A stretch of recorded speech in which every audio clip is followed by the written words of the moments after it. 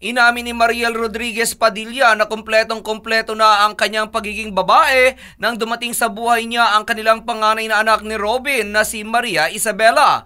Ayon kay Mariel, sa katunayan ay mas gusto niyang siya ang nag-aalaga sa kanyang anak kahit na may 5 yaya na kinuha para dito. Masaya umano siya sa kanyang pagiging nanay kung saan dahil sa kanyang anak ay nalaman niya ang ibig sabihin ng pagmamahal na hindi niya inakala. Idinagdag pa ng 32 anyos na TV host na ang pag-aalaga niya sa kanyang anak ang pinaka-bonding time niya dito at hindi umano siya napapagod na alagaan ito.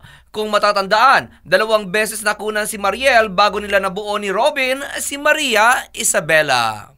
At yan aking balita, ako naman si RH43 Rocky, ang inyong kaliga sa mundo ng showbiz. Showbiz for more, like and share this page for more.